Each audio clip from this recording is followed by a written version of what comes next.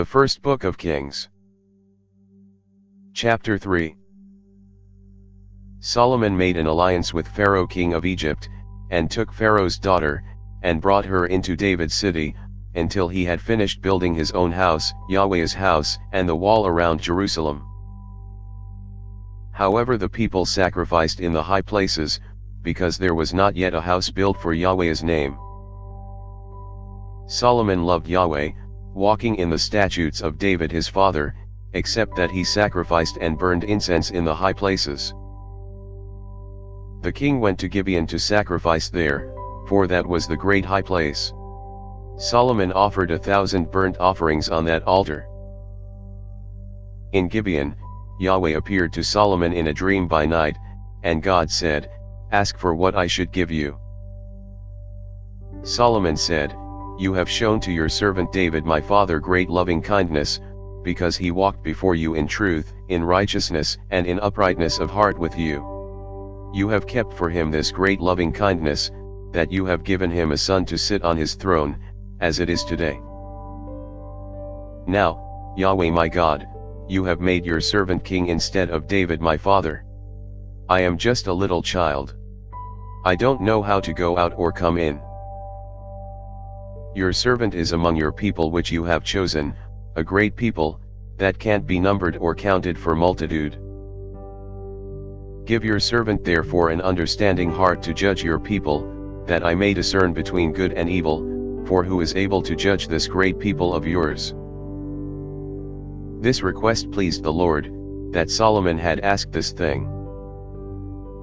God said to him, "Because you have asked this thing, and have not asked for yourself long life, nor have you asked for riches for yourself, nor have you asked for the life of your enemies, but have asked for yourself understanding to discern justice.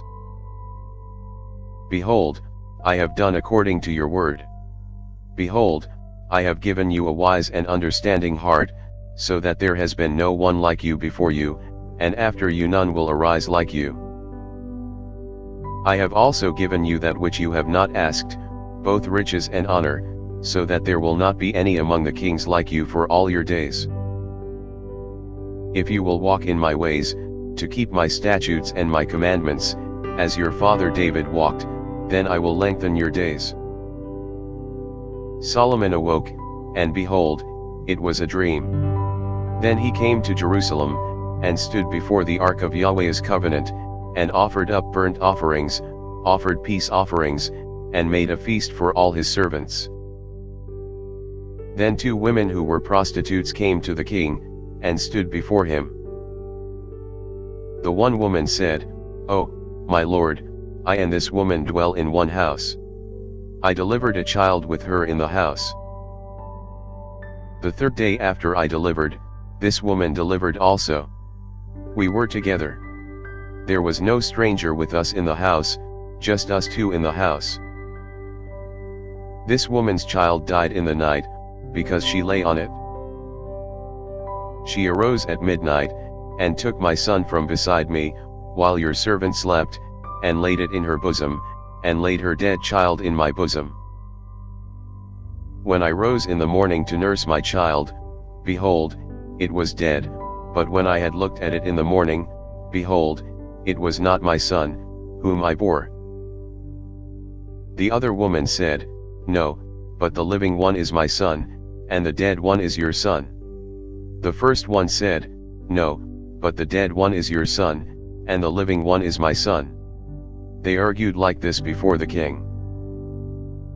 Then the king said, "One says, 'This is my son who lives, and your son is the dead,' and the other says, 'No, but your son is the dead one, and my son is the living one.'"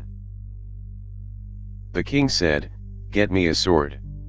So they brought a sword before the king. The king said, "Divide the living child in 2, and give half to the one, and half to the other." Then the woman whose the living child was spoke to the king, for her heart yearned over her son, and she said, "Oh, my lord, give her the living child, and in no way kill him." But the other said, "He shall be neither mine nor yours. Divide him." Then the king answered, "Give her the living child, and definitely do not kill him. She is his mother."